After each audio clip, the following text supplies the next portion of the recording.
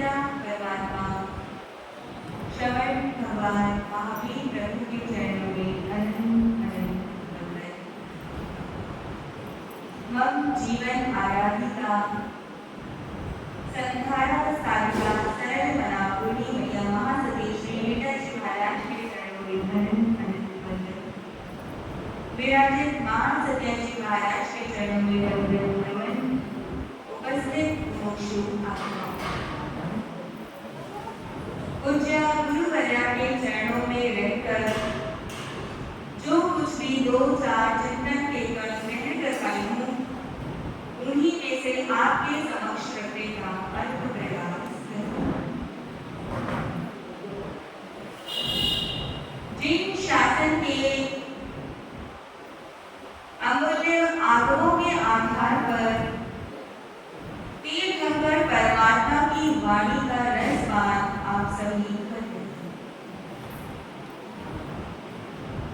11 अंग सूत्रों में छठा अंग सूत्र जिसका नाम है श्रीमद् ज्ञाता धर्म कथा सूत्र, उसका विवेचन आप सभी सुन रहे हैं, जिसके प्रथम अध्याय उच्छिष्ट के अंतर्गत आप सुन रहे थे कि महाराज श्रेणी की महारानी धारिणी ने एक पुत्र को जन्म दिया और जिस पुत्र का नाम क्या रखा गया था?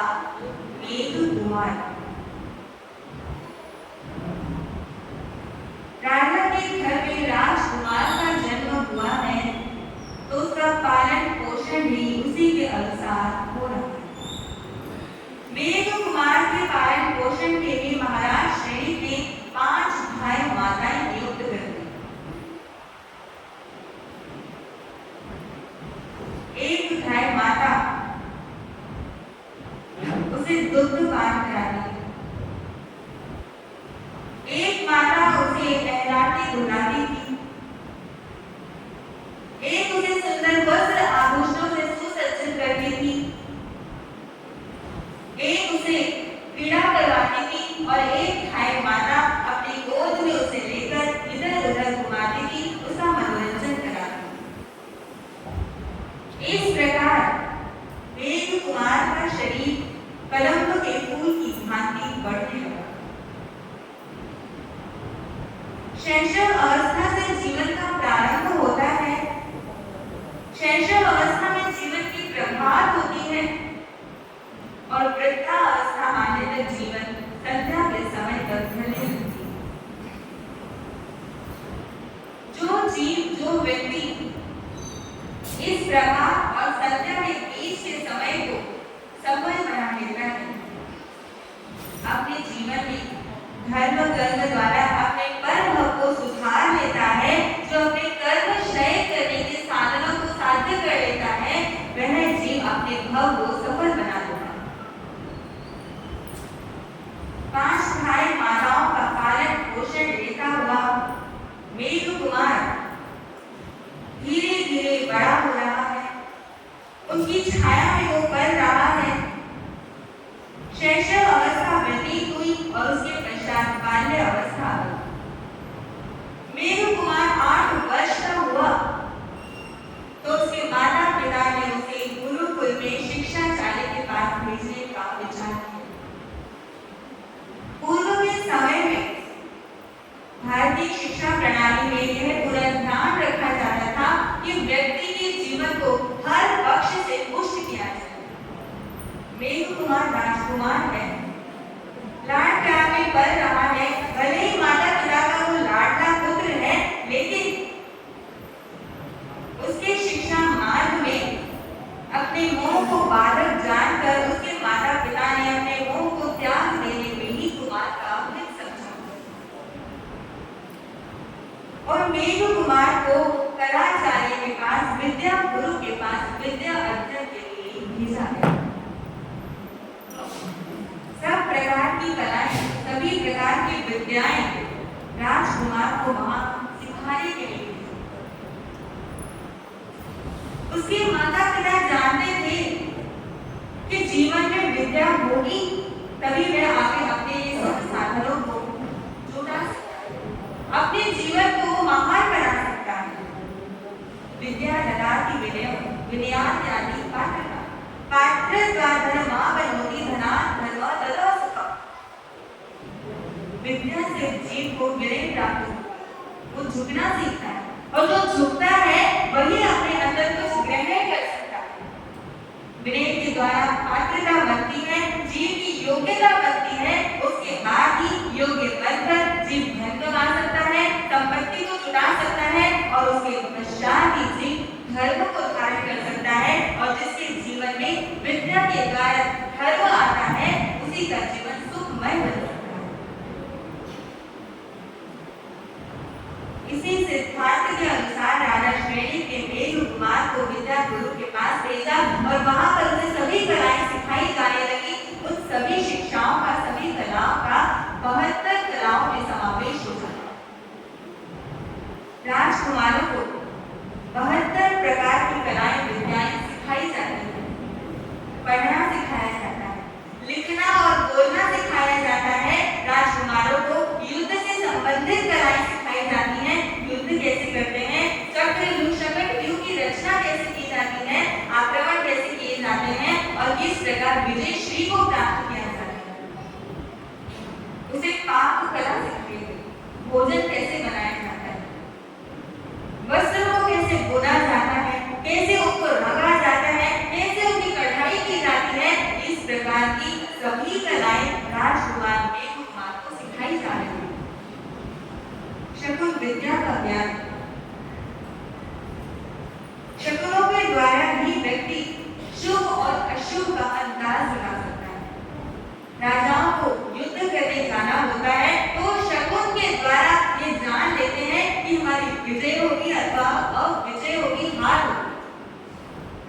शकुन हमारे जीवन में बहुत बार घटित होते हैं, लेकिन हमें उनका ज्ञान ना होने से हम उनके महत्व को जान नहीं पाते। हस्तरेखा की विद्या उसे सिखाई गई, ज्योतिष का उसे ज्ञान दिया गया, सभी नक्षत्रों के बारे में बताया गया। इस प्रकार अनेक प्रकार की विद्याएं और कलाएं उसने सीख ली। जब वह पूर्णतः कलाओं में पारंगत हो गया, प्रवीण हो गया, तो उसके विद्या गुरु से लेकर महाराज श्रेणी के राजमहल में गए। महाराज से कहा, राजन, आपका पुत्र सभी कलाओं में प्रवीण और पारंगत हो चुका है। अब ये भले ही राजा बने अथवा यह सन्यासी बने, सुख और समृद्धि अब इसके कदम कदम पर साथ है। अपने विवेक के द्वारा यह हर क्षेत्र में सफलता को प्राप्त करेगा।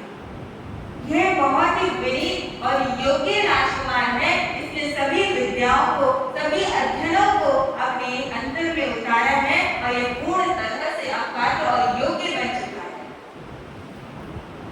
विद्या गुरु के मुख से मेघकुमार के विषय में ऐसा सुनकर महाराज श्रेणी अत्यंत प्रसन्न हुए। उन्होंने मेघकुमार को बहुत आशीर्वाद दिया और प्रसन्नता से अपने सीने से अपने पुत्र को लगा। विद्या गुरु को सम्मान और पुरस्कार देकर विदा कर दी। अब मेघकुमार युवा अवस्था में प्रविष्ट हो चुका था। माता पिता ने उसके देह पर जब जवानी की लहर देखी तो उसका सुंदर 8 कन्याओं के साथ विवाह कर दिया। उसके समान ही रूप और गुणों वाली सुंदर 8 राजकन्याएं उसके जीवन में आ गई। उन 8 राजकन्याओं के अलग अलग 8 भवन बनवाए गए। उनमें वे सुखपूर्वक रहती थी और राजकुमार मेघकुमार सुखों का उपभोग उनके साथ कर रहे हैं। उसके जीवन में मानो भोगों का युग आरंभ हो गया। हर समय में भोगों में लिप्त रहने लगा और सुखों में मगन रहने लगा। देह की आसक्ति में आसक्त रहने लगा। उसे अभी अपने जीवन के महत्वपूर्ण उद्देश्य और लक्ष्य के बारे में कोई ज्ञान नहीं। उसे तो लगता था ये भोग ही परम सुख है, इन्हीं में जीवन का परम आनंद प्राप्त होता है, इसके ऊपर कोई सुख नहीं होता है। और इस प्रकार वो दिन रात अपने उन्हीं सुखों में लिप्त रहता था। कितने दास दासियां हाथ जोड़े उसकी सेवा में खड़े रहते थे। इस प्रकार उसका जीवन अब व्यतीत हो रहा था। मनुष्य जन्म प्राप्त करने का उद्देश्य क्या है, इस जीवन का अंतिम लक्ष्य क्या है, ये सभी बातें उसकी बुद्धि के लिए अभी गम्य नहीं। एक समय की बात है, राजकुमार मेघ अपने घर के गवाक्ष में बैठा हुआ, खिड़की में बैठा हुआ बाहर के दृश्य को देख रहा। बाहर नगर में क्या चहल पहल हो रही है, गलियों में बाजारों में कौन आ रहा है कौन जा रहा है, वो सभी क्रीड़ाएं देख रहा था। उसी क्षण उसने देखा कि आज सभी लोग नगर से बाहर जा रहे हैं, राजमार्ग पर बहुत भारी भीड़ लगी हुई है, ऐसा यहाँ क्या हो रहा है। उसने सेवक को बुलाकर पूछा कि ये सब लोग नगर से बाहर क्यों जा रहे हैं, क्या किसी वैष्णव देवता का, किसी इंद्र देवता का कोई महोत्सव हो रहा है या कोई ग्रह का उत्सव हो रहा है, ऐसा कौन सा उत्सव बाहर मनाया जा रहा है कि सभी लोग बाहर की नगर के बाहर की ओर जा रहे हैं। सेवक ने बताया, राजकुमार, हमारे नगर में किसी देव अथवा देवी का कोई उत्सव नहीं है, आज कोई त्योहार भी नहीं है, कोई देवी देवता की पूजा यहाँ नहीं हो रही है। आज तो हमारे देवाधिदेव श्रवण भगवान महावीर प्रभु ग्रामानुग्राम विचरण करते हुए हमारे नगर में पधारे हैं। नगर के बाहर गुणशील उद्यान में वे अपने शिष्यों सहित विराजमान हो रहे। ये सभी लोग अपने घरों से निकलकर प्रभु का उपदेश सुनने, उनके दिव्य वाणी सुनने के लिए जा रहे हैं, उनके दर्शनों के लिए जा रहे हैं। एक ने ये सुना तो उसके मन में भी आज प्रभु के दर्शन करने का विचार हिलोरे लेने लगा। आज पहली बार भगवान का नाम उसने सुना है, आज पहली बार ऐसा दृश्य दिख रहा है कि लोग उमड़ कर भगवान के दर्शन के लिए जा रहे हैं। ये देखकर उसके मन में भी प्रभु को देखने का विचार जागा और उसने सेवक से कहा कि मेरा रथ तैयार करो, आज मैं भी देखूंगा वो कैसे भगवान है, वो कैसे परमात्मा है, मैं भी उसका उपदेश सुनने जाऊंगा। अपने रथ पर सवार होकर मेघ कुमार प्रभु के समम शरण के निकट पहुंचे। वहां पहुंचकर उस मेघ कुमार ने 5 अभिनवों का पालन किया। अभिनव क्या है? धर्म सभा में आने के ऐसे 5 नियम होते हैं जिन्हें हर श्रावक और श्राविका को पालन करना आवश्यक है। पहला अभिनव होता है संचित का त्याग। जो आपके पास संचित वस्तुएं हैं, यदि कोई शाक सब्जी है, कोई फल इत्यादि है, तो उन वस्तुओं को पार्श्व से बाहर ही छोड़ा जाता है। राजकुमार के गले में जो फूल माला इत्यादि थी, उन वस्तुओं का उसने समूह शरण से बाहर ही त्याग कर दिया। दूसरा अभिनव है अचित का विवेक। जैसे कि जड़ वस्तुएं हैं, निर्जीव वस्तुएं हैं, उनका विवेक रखा जाता है। जैसे आप अपनी पादुकाओं को, अपने चप्पलों को पार्श्व से बाहर छोड़कर आते हैं। धर्म स्थान पर जाने के लिए हमेशा सभ्यता पूर्वक वस्त्रों को धारण किया जाता है। राजकुमार ने समूह शरण में जाने के लिए अपने राजकुमारों के वस्त्र धारण नहीं किए, वो साधारण वस्त्रों को धारण करके अचित वस्तु का विवेक रखकर अपने तलवार इत्यादि को बाहर छोड़कर परमात्मा के समूह शरण में जाते हैं। तीसरा अभिनव होता है उत्तरा संग। उत्तरा संग अर्थात अपने मुख की यात्रा करना। कभी भी संत साधवियों के सम्मुख खड़े होकर खुले मुख बात मत करना। मेघ कुमार ने अपने मुख की यात्रा की, अपने वस्त्र से उसने अपने मुख को ढका और भगवान के पास पहुंचा। चौथा अभिनव उसने पालन किया, अंजलि करण। परमात्मा को देखते ही, उनके सौम्य दृश्य को देखते ही उसने दोनों हाथ जोड़ लिए, अपनी अंजलियां छोड़ दी। पांचवा अभिनव चित्त की एकाग्रता। भगवान के पास आकर बैठ गया, उनके चरणों में बैठा हुआ है, समूह शरण में बैठ गया है और अपने चित्त को, अपने मन को मात्र परमात्मा में एकाग्र कर दिया, उनकी वाणी में एकाग्र कर दिया। कितने लोग प्रवचन में आते हैं लेकिन उनका मन यहाँ नहीं होता, यहाँ चित्त नहीं टिकता है। कोई आ रहा है उसे देखते हैं, कोई जा रहा है उसे देखते हैं, कौन क्या क्रिया कर रहा है,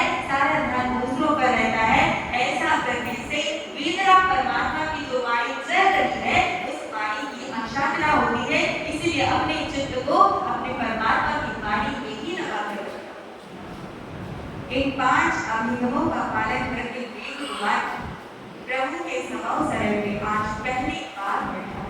आज पहली बार उस सुंदर सौम्य विग्रह परमात्मा के दर्शन कर रहा है, उनकी निश्चल प्रतिमा को देख रहा है और परमात्मा का उपदेश उनकी दिव्य वाणी धुनी प्रभु उपदेश दे रहे हैं। जहाँ के पाप फलाना परिणामों न सुधरो, तहाँ भुगतान भोगाना परिणामों न सुधरो। इन पाप नाम का एक फल होता है जो देखने में बहुत सुंदर होता है, खाने में भी बहुत मधुर और स्वादिष्ट होता है, लेकिन उसका परिणाम कैसा होता है? उसको भोगने के बाद, उसको खाने के बाद जीव की मृत्यु हो जाती है, व्यक्ति मरण को प्राप्त कर लेता है। इसी प्रकार जो संसार के भोग हैं, जो काम और वासनाएं हैं, ये उनके पाप फल के समान है, जो भोगने में तो बहुत सुख रूप लगते हैं, लेकिन इनका परिणाम अत्यंत दुखदायी होता है। भोगों को भोग कर जीव अपने लिए कितना ही अनर्थ पैदा कर लेता है, अपने लिए दुर्गतियों के द्वार खोल देता है। प्रभु महावीर ने श्रवण और श्रावक के व्रतों पर प्रकाश डाला। श्रवण का जीवन कैसा होता है? श्रवण का जीवन पालन करने से हमें क्या प्राप्त होता है? श्रावक के नियमों को, व्रतों को धारण करने से हमारे जीवन में कितनी शुद्धता आ जाती है। इन सभी बातों पर, इन सभी सिद्धांतों का व्याख्यान प्रभु कर रहे हैं। प्रभु क्या फरमाते हैं? अच्छी कारो तुरंत गिराई, दयावी होगा कोई इंसान है, उविच्च होगा कोई सब चलेगा, तुम जहाँ फिर फल पाओगी। समय जा रहा है, रात्रियां व्यतीत हो रही हैं और जैसे ये भोग है, ये व्यक्ति को छोड़कर एक दिन ऐसे ही चले जाएंगे जैसे कि फल भी वृक्ष को पक्षी छोड़कर चले जाते। एक एक करके सभी रात्रियां गुजरती चली जा रही हैं, निरर्थक हो रही है। जिस रात्रि में जीव धर्म ध्यान करता है, धर्म की साधना करता है, अपने आत्मा का चिंतन करता है, वो रात्रियां हमारे लिए सफल हो जाती हैं, अन्यथा सभी रात्रियां हमारे लिए निष्फल है, निरर्थक है। यह मनुष्य का जीवन हमें प्राप्त हुआ है तो ये भोगों में लिप्त रहने के लिए नहीं मिला। यह शरीर हमें काम वासना की लिप्त रहने के लिए नहीं मिला है। इस शरीर से हमें मुक्ति को प्राप्त करना है। इस एक जन्म में हमें अनंत जन्मों का अंत करना है और इस भाव की सार्थकता, इस देह की सार्थकता इसी में है कि जिस संसार का त्याग करके, संसार के भोगों का त्याग करके अपने लक्ष्य को पहचाने, अपने जीवन के उद्देश्य को पहचाने और संयम के मार्ग पर बीत रात पथ पर स्थित हो। प्रभु का उपदेश सभी सुन रहे हैं, सुना तो सभी ने, लेकिन उसका चिंतन और मनन सभी नहीं करते। आप भी प्रवचन में, व्याख्यान में आते हैं, सुनते सभी हैं, लेकिन उसके चिंतन और मनन कोई कोई व्यक्ति ही करता है जो निकट भवी है, जिसका भवों का अंत आने वाला है, जिसके संसार का भ्रमण अब समाप्त होने वाला है, उसी के हृदय को परमात्मा की वाणी छूती है। कोई वहां करके चला गया, कोई भगवान के दर्शन करके चला गया, कोई कहता है बहुत अच्छा उपदेश है, कोई कहता बहुत अच्छा दृश्य है। इसका प्रशंसा करते हुए लोग चले गए, लेकिन एक जीव ऐसा बैठा है जिसके मन का चिंतन आज ऊर्ध्वगामी हुआ है। वेग कुमार सोचता है ऐसा उपदेश, ऐसी वाणी, ये तो मैंने पहली बार सुना है। मैं तो भोगों को ही परम आनंद, परम सुख समझता था, उसी को जीवन का लक्ष्य समझता था, लेकिन आज पता चला है कि जीवन का वास्तविक उद्देश्य क्या है। उसके मन में, उसके अंतर में धीरे धीरे परिवर्तन आता है। इतनी जल्दी किसी के अंदर परिवर्तन नहीं आता है। कितने उपदेश उसने भगवान के सुने हैं। आज पहली बार भगवान के देशना सुनने आया था और आपने कितने प्रवचन सुन लिए। किसी को 20 साल हो गए, किसी को 30 साल, 50 साल, पूरी जिंदगियां व्यतीत हो गई, लेकिन कभी भी वैराग्य नहीं आया। आपको क्या लगता है कि वैराग्य क्या साधुओं की चीज है? वैराग्य आना, विरक्ति आना क्या संसार का त्याग होता है? अब साधु संत जो वैरागी है वो भी रहते तो संसार में ही है, आपकी तरह ही रहते हैं, लेकिन वैराग्य जो है वो हमारे अंदर मानस की वस्तु है। वैराग्य का अर्थ यह नहीं वैराग्य का अर्थ होता है कि जो वस्तुएं जो संसार में कर्म हो रहे हैं उन्हें अपने कर्मों के अनुसार जानना, ठीक अठीक ना करना, शुभ और अशुभ के उदय में मात्र अपने कर्मों को जानना, यह वैराग्य होता है जो आप घर में रहते हुए भी अपने मन को विरक्त बना सकते हैं। मेघ कुमार चिंतन करता है कि आज मैंने जो परमात्मा का उपदेश सुना है, जो मार्ग मैंने जाना है, मैं तो इसी मार्ग पर चलूंगा, परमात्मा के रास्ते पर चलूंगा और मैं भी अपनी आत्मा का, अपने जीवन का उद्धार करूंगा। अब मैं और क्षणों तक अपने आप को एक भोगों में लिप्त नहीं रख सकता। जौहर के गंदे पानी में तो मेंढक रहते हैं, जो राजहंस होते हैं वो तो मानसरोवर के तट पर विचरण करते हैं। अब मैं भी राजहंस बनूंगा। जैसे कि हंस दूध और पानी को विलय कर देता है, पृथक कर देता है, इसी तरह मैं भी हंस की तरह जड़ और चेतन का त्याग करूंगा। अपने आत्मा का अनुभव करूंगा, अपने आप की पहचान करूंगा और मैं परमात्मा के बताए हुए मार्ग पर चलूंगा। भगवान के पास पहुंचा, हाथ जोड़कर उनके चरणों में बैठ गया, निवेदन करने लगा, प्रभु मैं दीक्षा ग्रहण करना चाहता हूं। जो आपने मुझे साधु का मार्ग बताया है, श्रवण का जीवन जो आपने विवेचित किया है, उस मार्ग पर चलकर मैं भी आपके समान भगवान बनना चाहता हूँ, आपकी जैसी वितरागता प्रकट करना चाहता हूँ। प्रभु मुझे भी अपने चरणों में आप स्वीकार कर लें।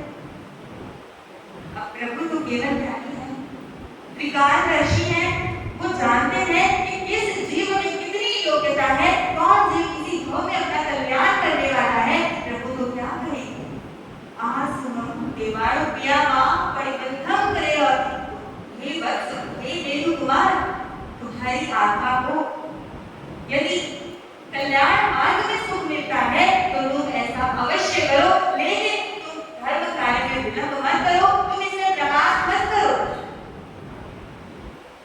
कौन जानता है मृत्यु कब आ जाए?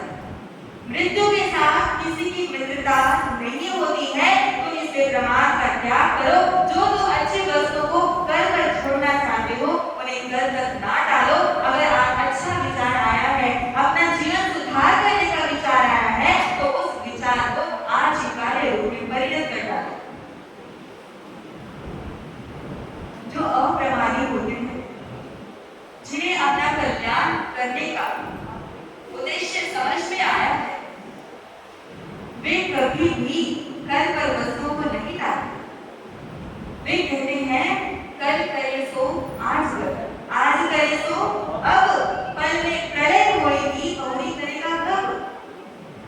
एक क्षण में अगर काल महाराज ने द्वार खटखटा लिया, एक क्षण में अगर इस शरीर को छोड़कर निकल जाना पड़ा तो क्या रह जाएगा। इसीलिए अगर वैराग्य का भाव आया है, संसार से निकलने का विचार आया है, तो इस विचार को अभी सार्थक कर लेना चाहिए। लेकिन जिन्हें अपने मनुष्य भाव की इस जीवन का कोई महत्व ही समझ में नहीं आया है, जिन्होंने भगवान को उपदेश को जीवन में नहीं उतारा है, जिनके अंतर में मुक्ति को पाने की प्यास ही नहीं है, वे हमेशा शुभ कार्यों को कल पर टालते रहते हैं। वे कहते हैं आज करे सो काल करो, काल करे सो परसों, इतनी जल्दी काम नहीं अभी तो जीना परसों। लेकिन मेघ राजकुमार, जिसके मन में परमात्मा के प्रति संपूर्ण श्रद्धा जागी है, पूरा वैराग्य जागृत हुआ है, अब वो भगवान के चरणों में दीक्षित होने के लिए उद्यत हुआ है। प्रभु ने तो अनुमति दे दी, भगवान ने तो आज्ञा उसे दे दी कि तू जो चाहता है वो कर, किसी ने तेरा कल्याण है। अब राजकुमार राजमहल में पहुंचा, अपनी माता के पास दीक्षा की आज्ञा लेने के लिए कि माता मैं भगवान का उपदेश सुनकर आया हूँ, मैं वितराग परमात्मा के देश का सुनकर आया हूँ और मैं उन्हीं के बताए हुए मार्ग पर बढ़ना चाहता हूँ, उन्हीं के जैसा मैं वितराग बनना चाहता हूँ। और वितराग बनने के लिए मैं इन सभी झंझटों से, इन भोगों से निकलकर संयम अधिकार करना चाहता हूँ। देखते हैं उसकी माता धरणी उसे दीक्षा की अनुमति देती है या नहीं देती है, अथवा उसे संसार के प्रलोभनों में फंसाने का प्रयास करती है। उसे क्या मिलता है, उसे अनुमति मिलेगी या नहीं मिलेगी, उसके जीवन में आगे क्या घटनाएं घटित होती हैं, ये सभी वृत्तांत आप कल लाएंगे और